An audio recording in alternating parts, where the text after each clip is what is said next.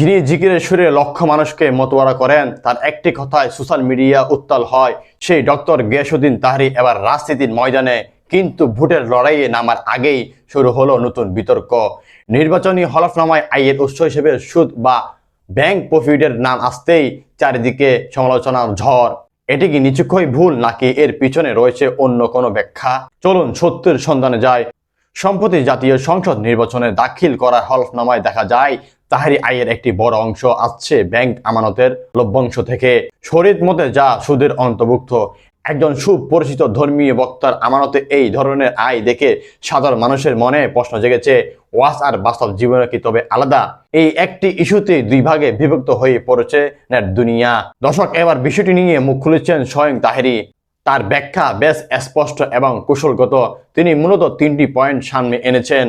স্বচ্ছতা। তিনি বলছেন, আমি চাইলে এটাকে লুকাতে পারতাম, কিন্তু আমি মিথ্যার আশ্রয় নিইনি, যা সত্য তাই হলফনামায় দিয়েছি।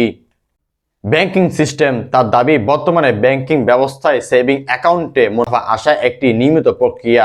অনেক সময় তা ইচ্ছা না থাকলেও জমা হয়।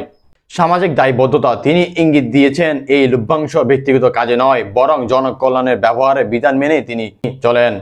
সুপ্রিয় দর্শক, এখানে দুইটি দিক রয়েছে। সমালোচকরা বলছেন, একজন ইসলামী স্কলার হিসেবে তার অ্যাকাউন্টে কেন ইসলামিক প্রফিট লস মোডে ছিল না? অন্যদিকে তার সমর্থকরা বলছেন, অন্তত তিনি ট্যাক্স ফাইল এবং হলফনামায় কোনো তথ্য গোপন করেননি, যা একজন রাজনীতিবিদের জন্য সফলতার লক্ষণ। সুদমুক্ত ব্যাংকিং নিয়ে ওয়াজ করা আর নিজের অ্যাকাউন্টে ব্যাংকিং ইন্টারেস্ট জমা হওয়া, এই দুইয়ের ব্যবধানে এখন সাধারণ মানুষের আলোচনার মূল পয়েন্ট।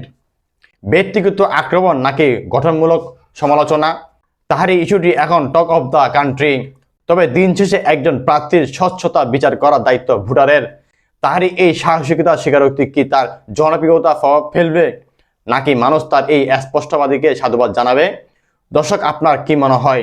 তাহারি কি জেনে বুঝে এই আয়ের উৎস রেখেছেন, নাকি সিস্টেমের কারণে তিনি বাধ্য? কমেন্টে আপনার গুরুত্বপূর্ণ মতামতটি জানান। পরবর্তী আপডেট পেতে আমাদের সাথে থাকুন সবসময়।